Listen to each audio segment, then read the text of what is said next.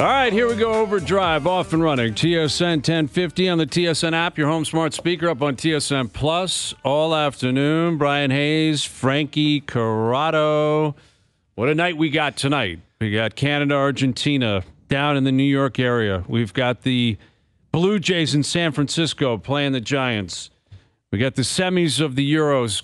What an afternoon we're about to have, Frankie. I love it. Unreal. Here we go, man. Sports guy loves this. And I'm not talking Leafs guy. You know, I'm not talking like Major Four Sports Leagues guy. I'm talking like sports guy. The guy that like he makes a point to like the other sports as well. Like he loves soccer, anything. Like this is sports guys kind of day. Yeah, you're right, because you got Wimbledon cooking right now too, Yes. right? Like we're into obviously the quarterfinals, soon to be into the semis officially.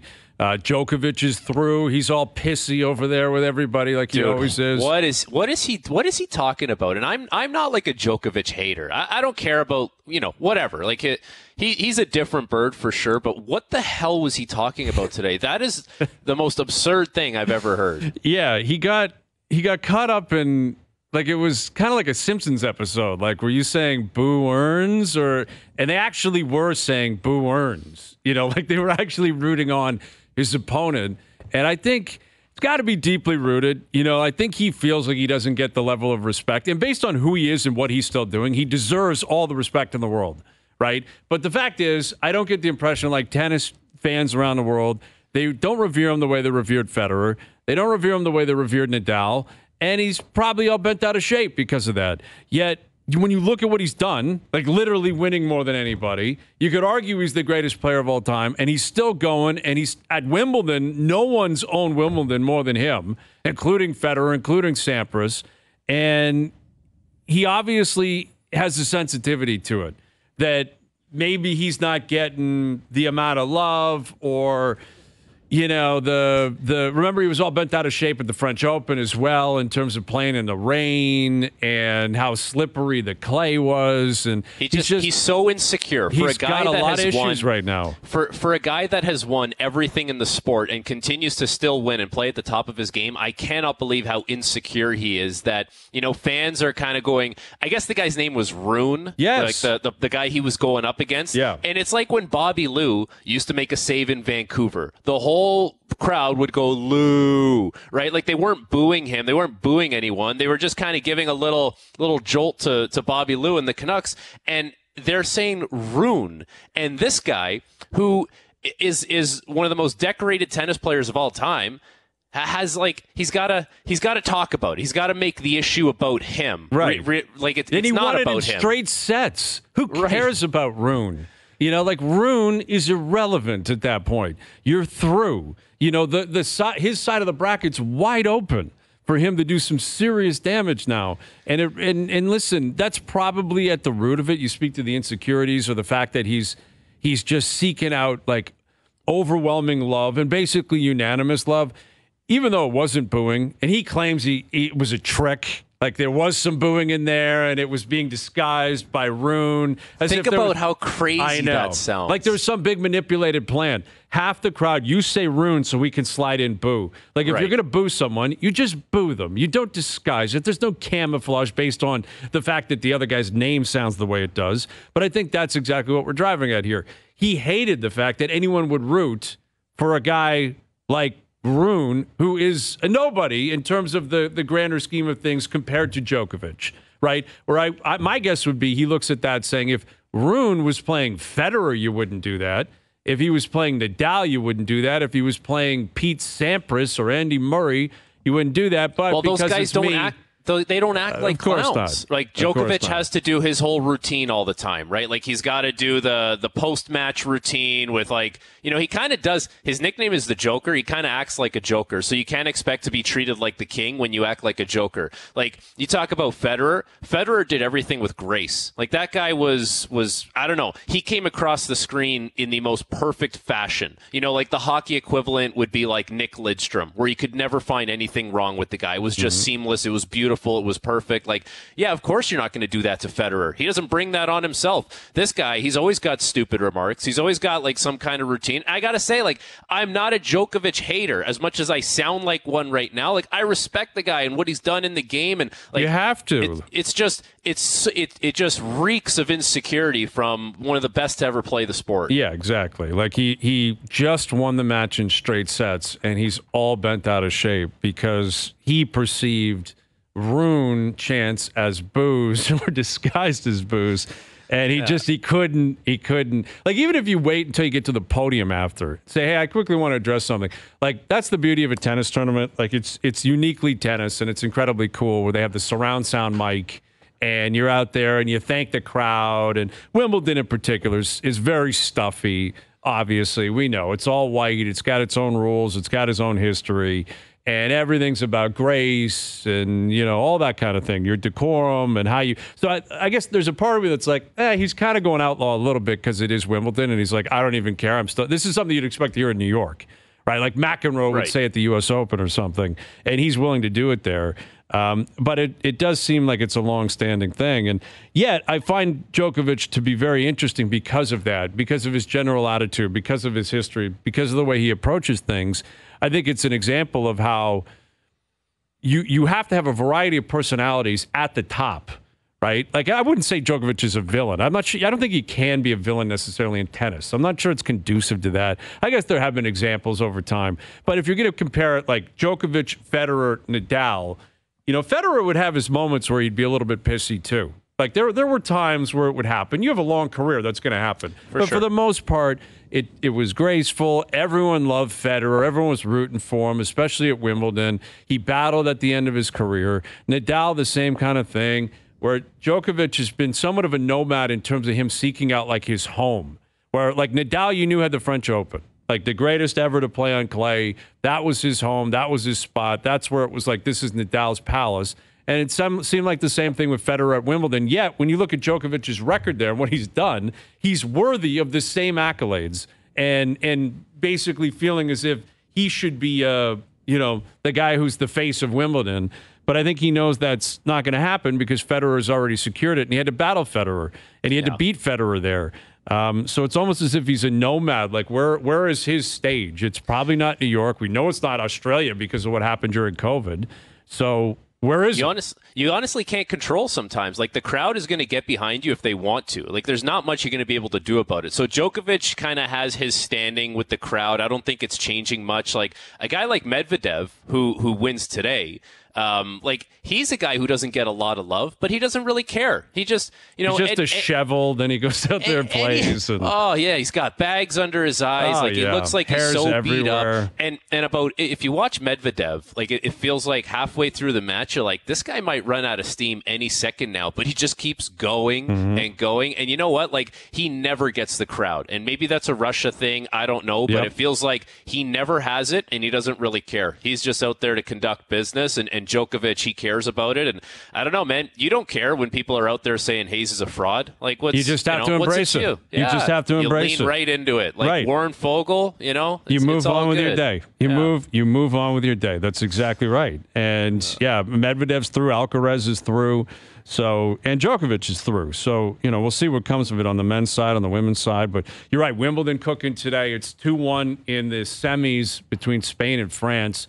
France got on the board quick. The first time they had scored, like, in live play, because I think they had a penalty and a couple of own goals. That's like it. They've basically been winning 0-0 or 1-0. Yet they scored a beauty to open the scoring, and then Spain came right back, and this 16-year-old kid scored the opener for Spain, Lamine Yamal.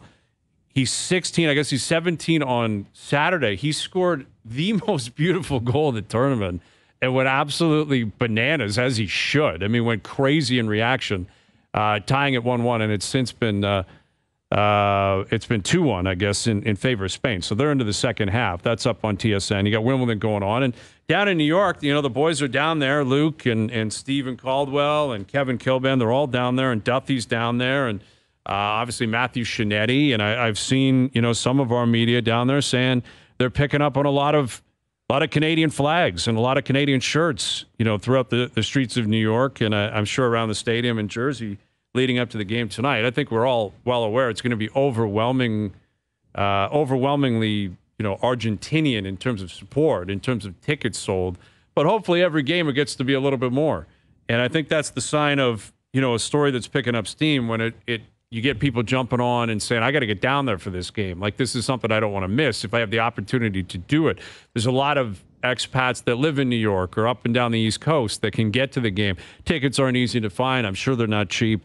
But, I'm looking forward to the game tonight. I'm looking forward to the reaction. I'm looking forward to seeing the ratings on this, how many people are jumping on board. Because we've had this conversation throughout the week. Like, Copa America is not a tournament Canada's ever been in. They're not familiar with it. They have no history in it.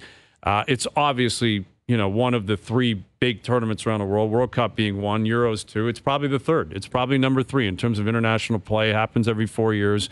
It's a hugely popular, hugely important tournament, but it doesn't have any profile up here. Like unless you're from South America, because it's so new. Well, right? It's for Canada in particular, exactly, and that's what I think has been developing here is people are realizing the significance of it. Like the first game, it was just they're playing Argentina. It's not even about Copa America. It's wow, they're playing Messi, they're playing Argentina. This is wild. Can't believe we're about to see this. And then that game played out, and then they get a win over Peru. They tie Chile. They're through into the groups through the group stage, and it's just been building and building and building, and it's going to culminate in a game tonight that a lot of Canadians, I've seen online, and a lot of pundits suggesting this is the biggest game in Canadian history on the men's side. It has to be. Well, I'm not sure I would agree with that. Like they've been to the World Cup. Again, Copa America is not the equivalent of the World Cup. So I don't know if it should be classified as the biggest, was it bigger than them playing Belgium that first game in Qatar? Is it bigger than games in '86? I know they didn't win those games. And the beauty of teeing up an event and teeing up a game like tonight is you can have an imagination. Maybe they win. If they win, it's undoubtedly the biggest win in Canadian history on the men's side, like undoubtedly. But I don't know. I mean, it's Copa America, it's the semis, hugely popular tournament, but not more popular or important than the World Cup.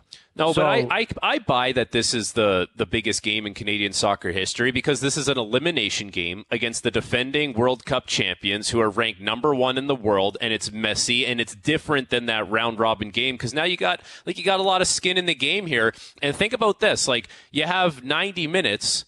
And if you could pull something out here where you find a way to beat Argentina, that goes down as not only the biggest win in your country's history, it goes down as probably the biggest loss in that country's history. And that's, I think there's so much significance that could come out of this game if Canada were to able to find a way to win. And listen, that's a long shot. Like, I don't know how optimistic you are about that. Like, I'm more of the mindset, like, let's just enjoy this. Let's watch it. Like, who knows how many more times you get to see Canada play Argentina. Hopefully it is a lot. But man, like there could be a lot of significant impact for one game. Yeah. And I don't know if you can say that about a round robin game in the World Cup. Yeah, I think you're right in terms of, comparing and contrasting where they are in the tournament. Obviously the semifinals of a major tournament, more important than the first match of a group stage. But I'm saying the significance of the World Cup compared to Copa America, there is a gap there. The World Cup is a bigger, more important tournament. But the context is important when you bring it into Argentina. And it's a very warped view of it, but I think you're onto something, is that it's not only about what would be achieved on Canadian shores and what it would represent to Canadians and to the program and to the sport. It's what it would represent in Argentina.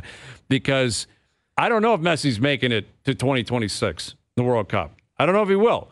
And, they won the last Copa. They won the World Cup. They're trying to do something that no one's done in quite some time. I guess Spain did it in 08, 10, and 12 in terms of a three-peat of these major tournaments. And it's on a platter for them. And I'm sure in Argentina, the discussion today is more about Colombia, Uruguay, and who's going to win that match than it is what the Canadians are going to bring to the table. And the idea of shocking the nation, shocking the world, and having Argentina have to explain how they lost to Canada is something that is very, very compelling. And maybe you're swaying me here, because let's say they beat Belgium, and they should have in that first match. I don't know. Does Belgium go home and they lick their wounds? Probably, but they would have had 2 more matches to overcome that in Belgium. Yeah, they got more runway there. But okay, right. So Argentina, this would be crazy, right? Like this would be nuts if Canada won. Think about the news like a summit. Like we always have it up here, or we talk about, joke about it. Canadian summit. They lost to this team. This is a full blown referendum on the whole program. If they lose to Canada tonight. And Hayes, all of a sudden, all these countries, these soccer-driven countries that are busy with the Euro, and I'm talking Spain, France, Portugal, England, like that kind of sneaks into page 1A news there, that Argentina lost to Canada. And how could that be? Like, I bet if those kind of sports shows are talking about soccer at whatever vantage point, they're mixing in a little Argentina slander if that happens. Like this news is not just exclusive to Canada and Argentina. This goes worldwide, and it's very soon into like your newspaper headlines. Yes, big time. So we got that cooking tonight, and we're gonna have Brendan Dunlop join us. Dunlop will be in here around 6:00. Again, the boys are down there. They're in Jersey.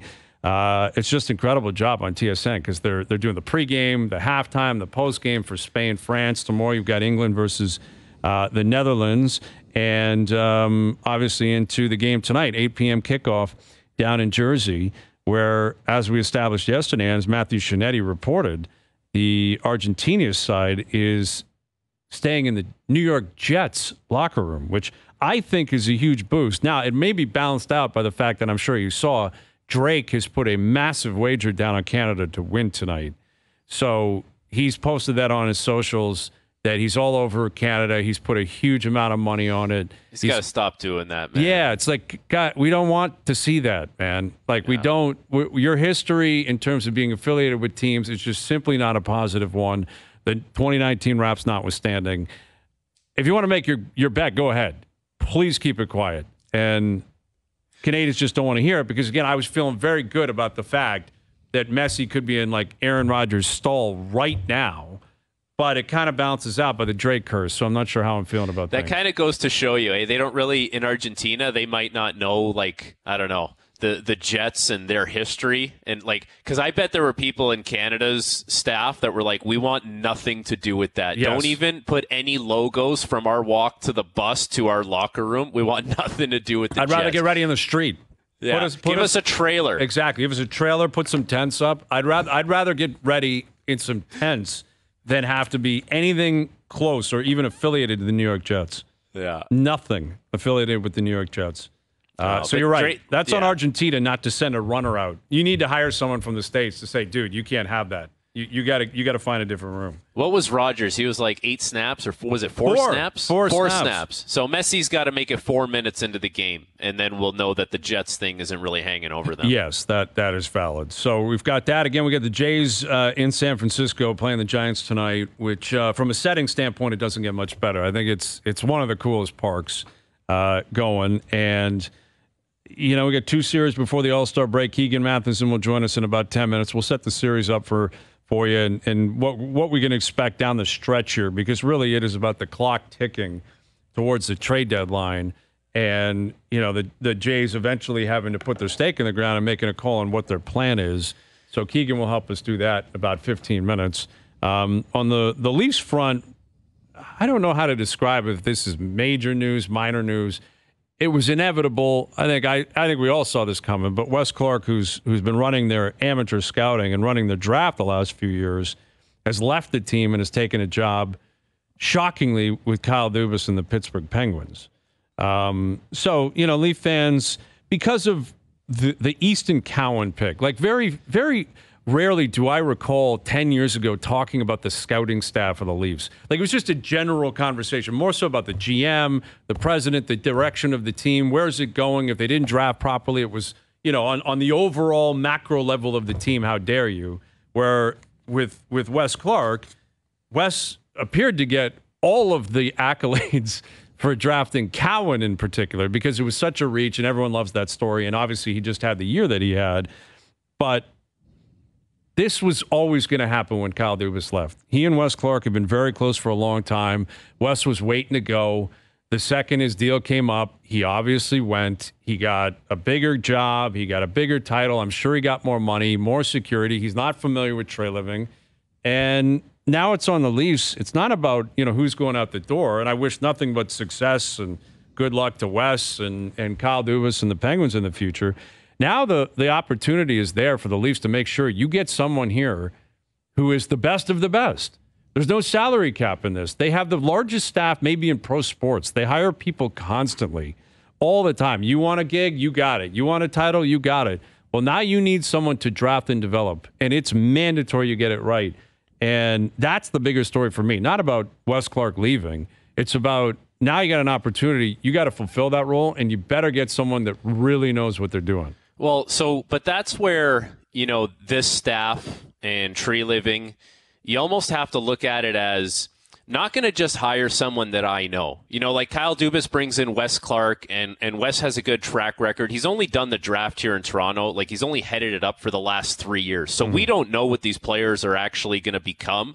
We know there's some good ones. We know Minton's good. Like, we know Easton Cowan has the potential to be very good. Like, the Dennis Hill to be, that kid could be a goalie in the NHL at some point. So, like, the jury's still out on what the draft record is going to be like for Wes Clark, but him and Dubas go way back, and they were going to be together, and that's all good.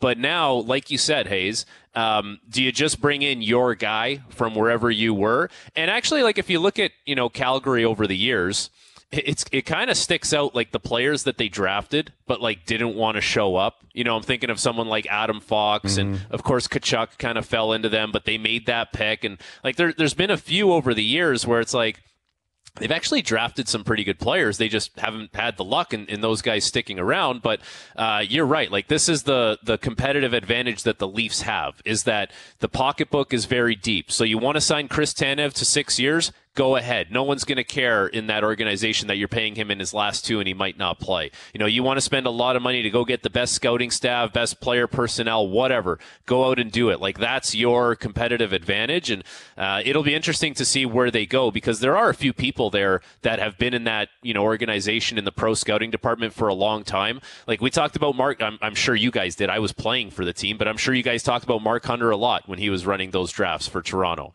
So it's going to be like a whole new era here. And I wonder, from Wes Clark going to Dubas to Tree Living, I wonder how much the philosophy of the scouting staff and what to look for and what to draft changed when that happened. Yeah, and what's interesting is, there were times like last year where Wes Clark and the scouting staff, they had 3 picks because Dubas traded all the picks away. So like he didn't even have a full slate of picks to really make a huge impact. Although, again, like you said, and it's accurate, like the work Wes Clark put in, and he was on the staff prior to taking over the top dog role in terms of amateur scouting. So he would have contributed to a number of drafts in the past, but it's going to take years before you even know if they hit. Like even Easton Cowan. I obviously love the pick. I love the way he played. I'm very excited to see what he brings. He hasn't played a game yet. So the jury's completely out in terms of what he's going to be. Will he hit? Will he be a star? Will he not? No one knows what his career is going to look like. Fraser Minton, what any of these guys are going to look like. And really, drafting in the first round is every team's got to get that. The sign of a great scouting staff, they're the ones that find the gems in the 3rd round and the 5th round and the 6th and 7th round. That's where you make your bones. And that's where I think Keith Pelly can factor in here. This is Brendan Shanahan's job. Like, as much as Trey Living's got to do it, the guys, you got all these guys, all these power brokers, Pelly and Shanahan and Trey Living. Someone's got to get to the bottom of finding a way to put the scouting staff together that is going to hit grand slams in the future, because that's the way to set your franchise up. It applies with every single sport, and it gets lost, and it's been lost here. And the reason we talked about Mark Hunter as much as we maybe did in the past was because it was necessary at the time, because the big team wasn't any good. And what ends up happening is when the big team's good, you forget about those details publicly. You're like, draft schmath, whatever. Yeah, trade this, trade that, whatever. You got to get, they're on pace for the playoffs again. They got to do this, they got to do that. Naturally, that's where the attention of people go to. What's Matthews doing? What's Marner's doing? What's Nylander doing? But there was a time when the focus was on them as amateurs, as, draftees, as guys coming through the draft. And that needs to be the priority for every single team, because if you're relying on the trade deadline every year, if you're relying on July 1st every year, eventually you're just going to run out of resources, or you're going to run out of money, and you're going to make mistakes. Where the beauty of the draft is, it's free. Everyone's allotted the same amount of picks. You can do whatever you want with them, but you're also allowed to keep them, and you're also allowed to use them, and you're also allowed to hit on them. And develop them, Hayes. That's the part that gets lost in the scouting, right? Like, you go see these guys play junior hockey, and you love them. You watch them play NCAA, you're like, this guy's great. They come into your organization, and some of these guys end up stalling. And it's like, where's the development? Like, that's where Toronto actually needs to, which they do, like, that's where you'd be spending a lot of money as well, is like nurturing these guys to make sure that they actually do hit. And, you know, being down at the Memorial Cup was interesting this year, because we were in like the same meal room as all the scouts and stuff, and Wes was in there and a lot of these other guys. And you know what it comes down to, I think, is who's going to pound the table the hardest for their guys, you know, that they've watched for 50, 60 games this year. And like, where does the head scout go to when these guys are banging the table? Because these guys, they believe in their players for sure. Like, they kind of have a little bit of an affliction for them. But like, the head scout needs to decide, okay, like, is this guy right or is that guy right? Like, who am I going to go with? And that's where the judgment comes in. And I think that's where you have to have some trust in your guys as well. Yeah. And if you hit, again, if you just have a steady filter of players that were drafted, developed, and ready, then you don't have to have as much anxiety on July 1st. You don't have to have as much anxiety at the trade deadline. And if you just keep filtering it through, and it's easier said than done, but some teams have done it really well. Some teams haven't. And, you know, the Leafs for a long, long time, they had that great wave that came in together where Matthews was, you know, a no-brainer. You weren't even thinking about it. You had the first pick. He took the best player. Marner dropped them at 4. Willie at 8 was a tough pick. You know, there were other options. They went with the right guy. They hammered that. Morgan Riley years ago, that was not a good draft. They hit that on the nose. It was a great pick. Kadri at 7 was a really good pick. Yeah. But you got to get that next wave. You constantly have to be, you know, pushing forward with that next wave. And, you know, right now it's maybe Nyes. Is it going to be Cowan? Is it Minton? Who's on defense? You know, Joseph Wall's here. There are a couple of goalies coming. That would make it ideal as well. Maybe Hildeby, but maybe. You know what? There's two teams that come to mind for me that have done this really well. It was Pittsburgh when they won their 2 cups back-to-back. There was these guys coming up, Gensel, Sherry, Dumoulin. Like, those guys were, you know, they all came up together. And then Tampa. Right, it was like Ross Colton all of a sudden came up, and Sorrell. Like, there was just guys that they had in the minors that eventually the organization said, enough's enough. Like, we have to get these guys in the NHL. And at some point in Toronto, that has to be the case, where there's guys playing for the Marlies, and you look at them and say, okay, can't do this anymore. Like, this guy has to be playing in the NHL. I can't say that has happened much over the last few years. It hasn't at all. Like, coming into last season, it didn't at all. The story was Minton and Cowan, and they both went back. Bobby McMahon was not on the radar until into the new year when he showed up, and he had to play because of an illness. And he took the bull by the horns and took off. And he was a guy they cultivated down there, but not a young guy. And again, going into next season, it could be Cowan, it could be Minton. They're in junior. Like, I'm not sensing there's Marlies that are pushing for positions. And that's why you're always looking, they are always signing PTOs, and they're always signing, you know, 4, 5, 6 guys. Where if you get that farm system going and it's free, it's just on you to do it properly, it can really open the door to a lot of success, you know, whether it's today or certainly into the future. All right, Keegan Matheson coming up. Speaking of new Leafs, speaking of July 1st, Chris Tanev's on the show just after 5 o'clock. Speaking of free agency, and July 1st, Jake DeBrusk is on the show in an hour. So we got Chris Tanev coming up at 5, Jake DeBrusk coming up at 5:30. We're obviously teeing up Argentina, Canada tonight, so we'll tee that up throughout the afternoon, and the Jays are back in action. We'll head out to the Bay Area, catch up with Keegan, and we'll do that next. OverDrive continues, brought to you by FanDuel, bringing you everything from the opening line to the final score. Jays, Giants tonight. Yusei Kikuchi up against Blake Snell. So 2 lefties going at it. And, you know, Kikuchi's had a decent year. You know, his stats would indicate he's a 4th or 5th in the rotation, but he's reliable. And his deal's about to expire at the end of the year. So I would have to believe there would be suitors for a guy like Yusei Kikuchi. And to further that conversation and to tee up the series in beautiful San Francisco. Here's our main man, Keegan Matheson of MLB.com. How does that park rank for you, Keegan, the one in San Fran? Ooh, that's up there, guys. It's in terms of places to work, places to look at, places to see a game. San Francisco is about as good as it gets here on the water. I'm a man that likes a nice breeze as well, fellas. I'm going to look okay at work tonight for the first time in a long time. Life is good down here. Yeah, it's beautiful. Do you have that? You have the AC cooking in that hotel room you're in right now? Like, how chilly are we talking there?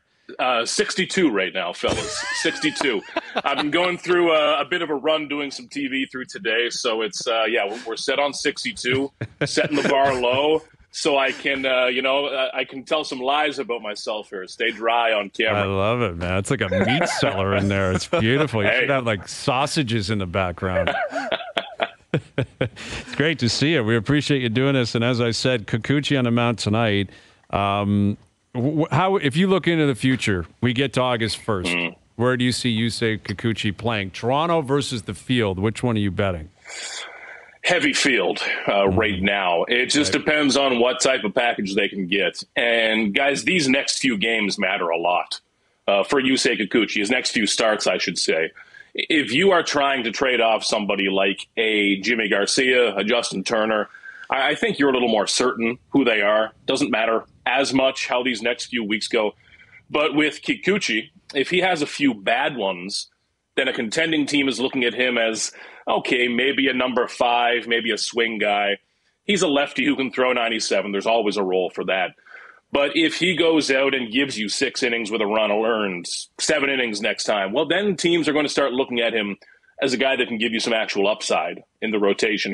He's kind of right on that line right now. He had a run of a few starts that were not his best, and this will be a what he's done lately type of situation. He's looked a lot better this year, coming off a great year a year ago.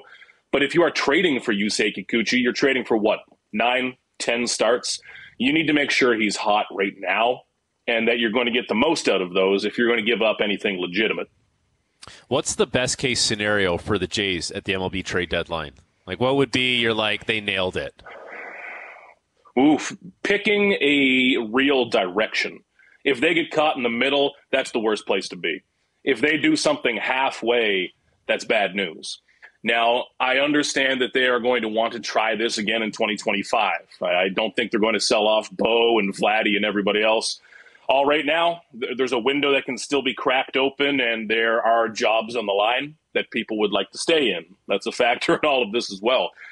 But they need to be decisive and be open to some bigger moves. Chad Green's a name I've mentioned a few different times. Some of their starters, you obviously want to keep them. But if they were just to sell off Kiermaier, Turner, Kikuchi, are you getting back any big pieces? I don't think so right now. Yeah, you can get a couple of 17, 19-year-old kids in single A who maybe someday make you look like a genius. But guys, I'm thinking beyond next year when Vladdy and Bo might be gone, when a lot of this pitching staff is either gone or older. Who's the next wave? Who is the next core of this team beyond then? Is it going to be a complete off a cliff situation, or is there going to be something else to look forward to? They've got to set themselves up. Yeah, I'm with you on that. And, the Bo and Vladdy situation, we continue to talk about it. I'm not sure we have a direction on it. I can't imagine either of them get traded this month. I think that would be a decision that would be made in the offseason. But that could be a reality check for fans. And ultimately, I wonder if the Blue Jays just need to pay attention to what's happening in their own market, where you look at what the Raptors were reluctant to do for a long time. Like, they just didn't want to sell off, even though in the eyes of many, it was inevitable. It's coming to an end. You had a good run. You had good pieces. It was supposed to be better. In the Raptors case, obviously it culminated in a championship in 19. But then Fred walks for nothing, and they wait too long to trade Siakam, and they make the deal for OG a little bit reluctantly. Feels like they're in the same spot here with the Jays, where everything you just said there, Keegan, like if Vladdy goes, if Bo go, and they could go on their own because they have a year left in their free agents. They could just leave on their own. Forget what Ross Atkins won or Mark Shapiro wants. And all of a sudden, Gausman ages out. Bassett ages out. You're going to have Barrios, Varsho, and a couple of kids coming up. That's not going to be good enough anyway. Like, if that's where it's going anyway, don't they have to determine that and just say, we gotta just accept the reality here. We're probably not going to be that good. So how do we get good quick? And I think it's from selling off pieces, and the more the merrier. You have to. And the Raptors, you're right, are a great comparison here. You don't want to get caught in the middle. This organization was caught in the middle for 20 years. And that was easier when there weren't as many wild card spots. But it's when business creeps into this, and this applies to any sport, but you certainly see it in baseball. Do you want to take some risks to be great, or do you just want to be good enough to sell tickets every year?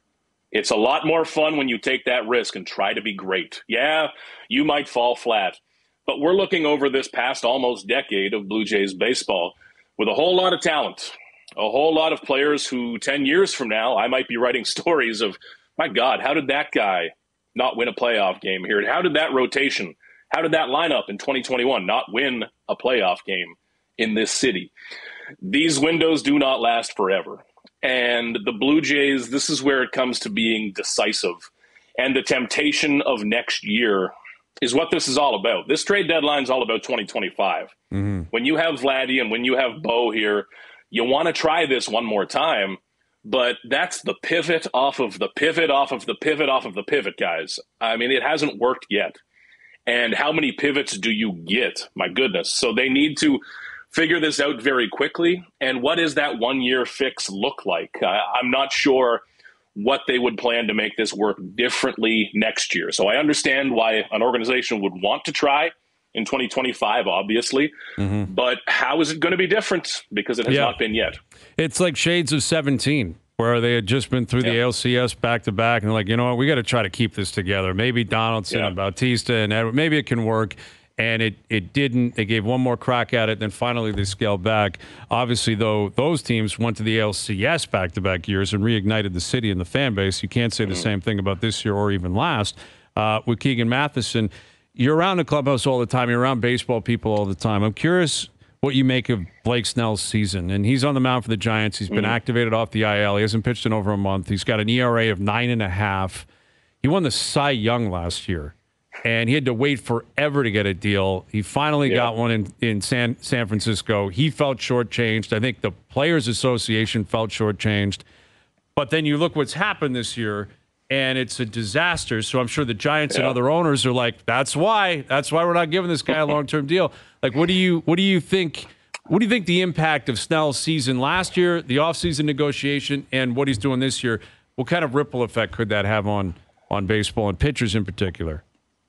Yeah, guys, I would have started covering the Blue Jays full-time in 2017.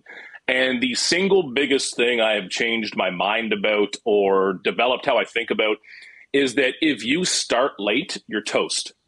You're done. Even if you only miss a few weeks in spring training as a pitcher, it is so hard to come back from that. We saw that a couple of years ago. Yusei Kikuchi signed late in camp. That's what happened. Looking back, that's all it was. That's what kept him from being the great pitcher he was last year. He signed late. And when you are trying to catch up, whether you are a pitcher or a hitter, but especially a pitcher like Blake Snell, who's not exactly a pinpoint control touch and feel guy. Like, he relies on you chasing a bit and high velocity, a lot of movement. When you're a little bit off as that type of pitcher, you're toast. And Blake Snell got a late start this year. So from the ownership side or other teams looking at this, it's easy for them to say, this is why. From the Players Association or from Blake Snell's side, there's the exact opposite argument of, well, if I had had a full training camp, if I was in there the middle of February throwing my bullpens, maybe things would be a bit more normal now. But each and every year, guys, I see it more and I appreciate it more that if you lose time off the top of the season, it's almost impossible to catch up. Not a lot of guys can do it. What would be your biggest takeaway of George Springer's improved play of late? Like, that's not a great start to the season for him, obviously.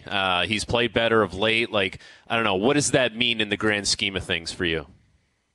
Man, he has completely turned this around. And I've been so impressed by it because for 3 months, I was watching a lot of bad baseball and writing a lot of stories about that bad baseball. And throughout all of that, George Springer continued to say that he felt close. John Schneider really continued to say that. And I know a lot of folks didn't like that, but I need to recognize when other folks were right about something. And John Schneider was right about that. whatever secretive data it was the Blue Jays had, whether that was real or not, whatever, it worked.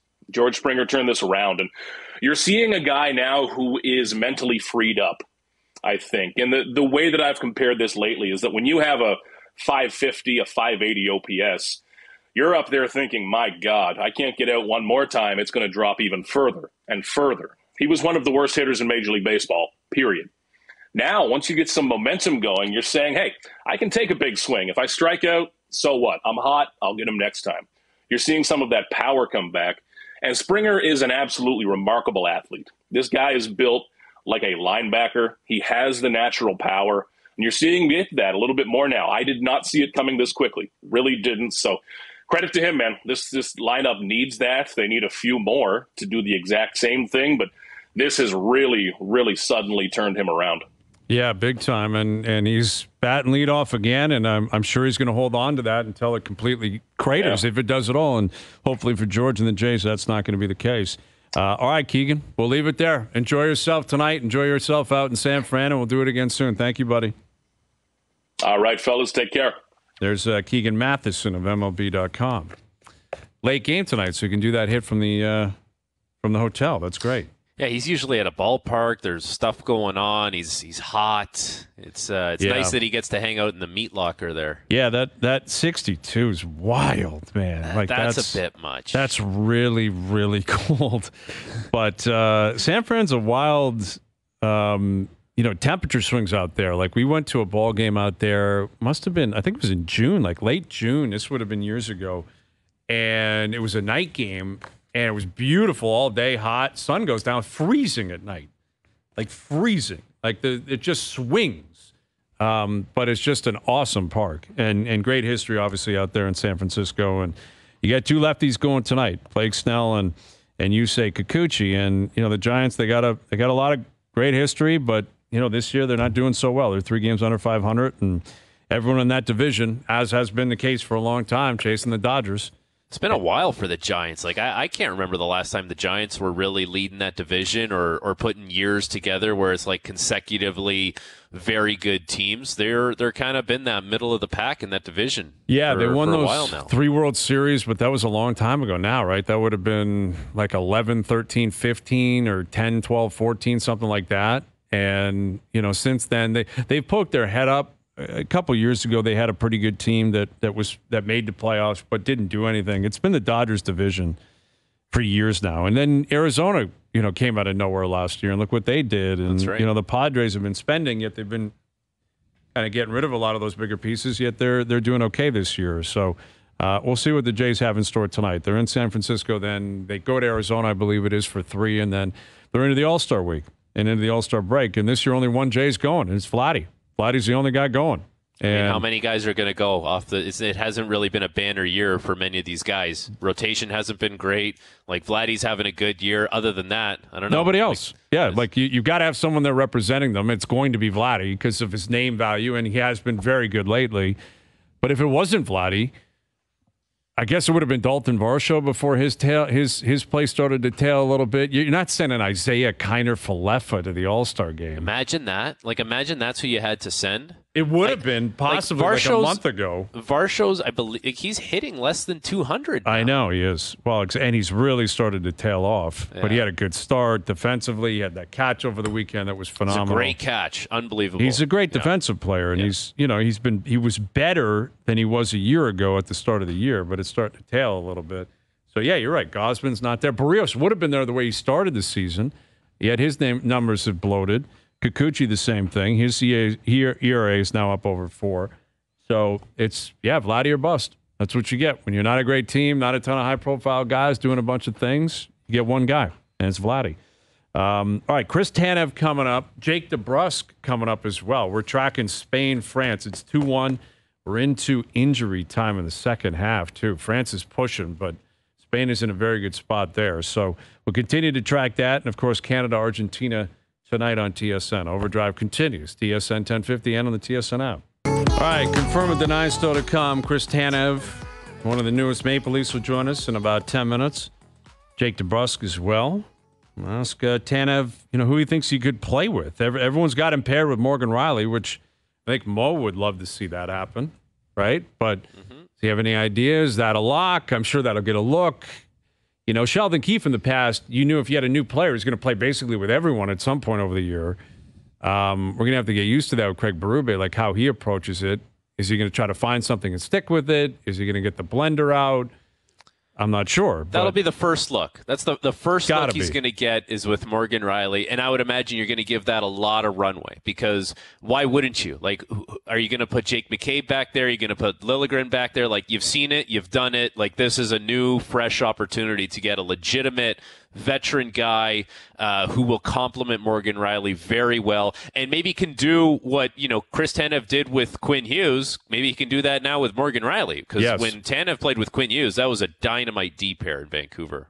Yeah, it was. Yeah, that is probably what you're looking for early and often, and then you figure out the rest. You know, and McCabe's going to be a part of that. I think Benoit will be a part of it. You know, Ekman Larson will be. They're committed to Liljegren now. Like, I think that's your 6 as of now. You know, and you try to figure out, if you're Craig Berube, the best combinations. But you got all summer for that. You got Has Hakanpää signed yet? Like, no, he still hasn't signed yet? Which, again, a lot of people are starting to wonder, like, what's going on here, right? Like, what's up with the injuries and why is it taking so long? The Leafs, I don't believe, have made a statement one way or the other. Still could happen. But, yeah, I guess that could change things up. If Hakanpää is actually a part of the Leafs and healthy enough to play, then he might factor into the top 6 as well. But, yeah, we're going to do a number of things with Chris. Chris Tanev coming up. Jake DeBrusk in the next hour, and it's official. Spain is through to the final of the Euros. Spain has beaten France 2-1. Great match. And now we wait to see who they play. Will it be England? Will it be the Netherlands? Those two will face off tomorrow on TSN. Canada-Argentina tonight on TSN in the semis of the Copa America. We'll tee that up throughout the afternoon. Frankie Corrado's in here. I'm Bryan Hayes. OverDrive continues. TSN 1050 and on TSN Plus.